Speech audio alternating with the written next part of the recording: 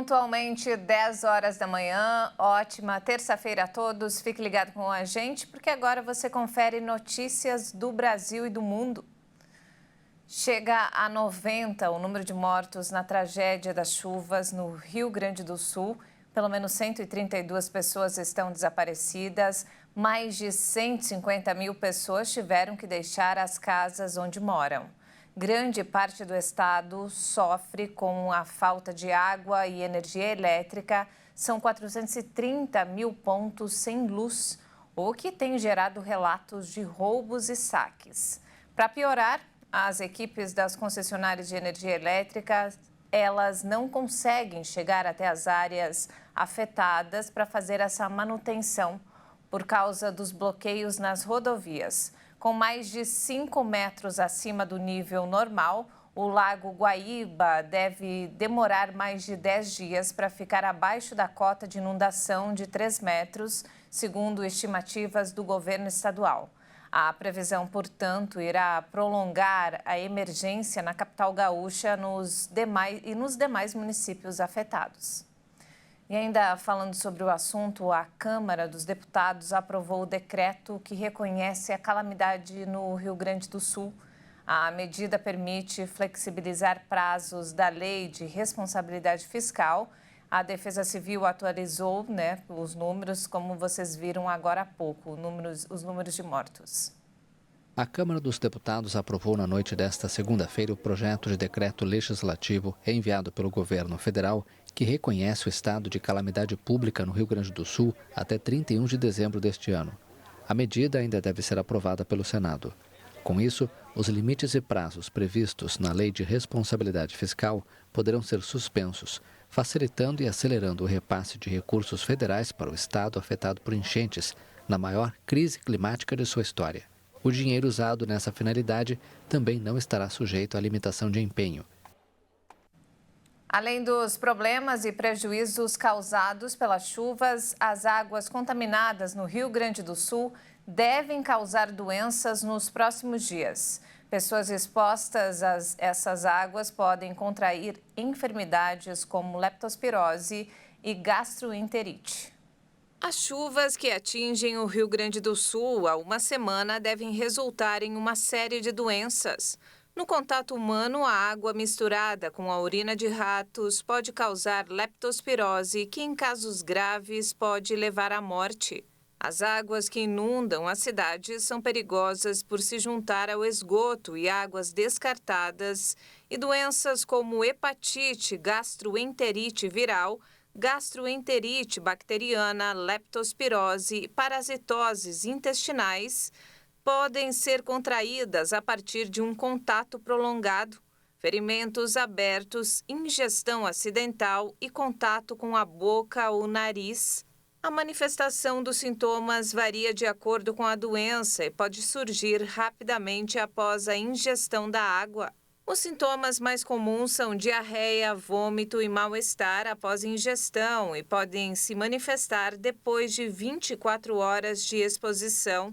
Já a leptospirose pode ter um período de incubação que varia entre 3 a 20 dias, resultando em morte em casos mais graves.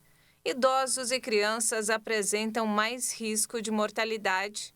Além disso, as águas paradas das enchentes devem também causar um aumento dos casos de dengue no estado, em razão da proliferação do mosquito.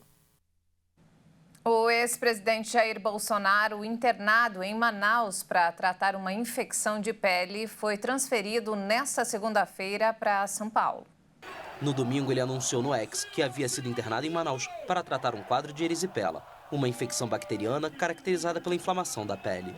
Nesta segunda-feira, o deputado Eduardo Bolsonaro publicou na rede social que seu pai se encontrava bem e já reagia aos antibióticos. Bolsonaro é alvo de diversas investigações judiciais e está inabilitado politicamente até 2030 por compartilhar desinformação sobre o sistema eleitoral. E falando agora sobre o conflito no Oriente Médio, Israel anunciou nesta terça-feira que assumiu o controle do lado palestino da travessia de Rafah, região situada na fronteira com o Egito, no sul de Gaza. Tanques israelenses efetivamente estão bloqueando a passagem. Esta ação segue um apelo feito na segunda-feira pelas forças de defesa de Israel para que os moradores da região leste do município evacuassem suas casas. O porta-voz do Exército, Daniel Hagari, afirmou que a evacuação dos refugiados faz parte dos preparativos para uma operação terrestre na área.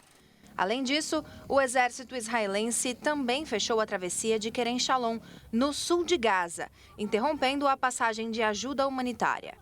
Rafah tornou-se um refúgio crucial para mais de 1 milhão de palestinos de todas as regiões da faixa de Gaza, forçados a abandonar suas casas e migrar para o sul devido ao conflito em curso. Israel afirma que Rafah faz fronteira com o Egito, representa o último bastião do Hamas e, portanto, o último campo de batalha em sua campanha contra o grupo terrorista. Desde o início das hostilidades entre Israel e o Hamas, em 7 de outubro de 2023, Rafah tem servido como uma porta de entrada para ajuda humanitária em Gaza e um ponto de saída para estrangeiros e reféns libertados pelo Hamas durante um cessar-fogo em novembro de 2023. Nesta segunda-feira, o grupo radical Hamas chegou a anunciar que havia aceitado uma proposta de cessar-fogo intermediada pelo Egito e pelo Catar. Anúncio esse que causou comemoração de palestinos em Rafah. Mas, de acordo com a agência Reuters, uma autoridade de Israel afirmou que os termos do acordo foram suavizados pelo Egito e que não pode aceitá-lo. Ele disse que, aparentemente, o Hamas teria aceitado o cessar-fogo para que os israelenses sejam vistos como a parte que se recusa a chegar a um compromisso. O porta-voz das forças de Israel afirmou que o país ainda está estudando como vai responder, mas que, por hora, eles vão seguir operando na faixa de Gaza.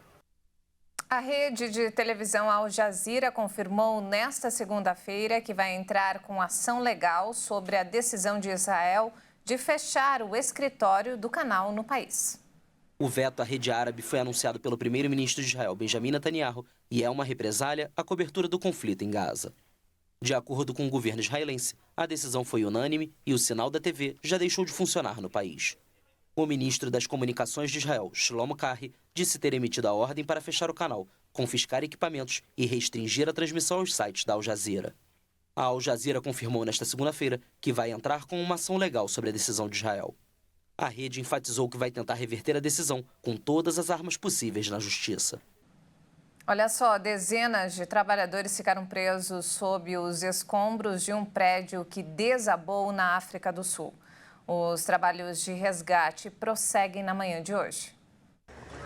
Pelo menos 4 pessoas morreram e dezenas de operários ficaram presos sob os escombros de um edifício em construção que desmoronou na África do Sul. Mais de 20 pessoas foram hospitalizadas, de acordo com a prefeitura de George, cidade costeira do sul do país. A prefeitura informou que mais de 50 continuavam sob os escombros. 75 operários trabalhavam no local do desabamento. As empresas envolvidas nas obras trabalham com as autoridades para estabelecer uma lista exata das pessoas que ainda não foram encontradas. O edifício de 5 andares, que inclui um estacionamento subterrâneo, colapsou no início da tarde local por razões ainda desconhecidas. George é uma cidade de 160 mil habitantes, situada perto da Garden Route, uma popular rota turística ao longo da costa sul do país.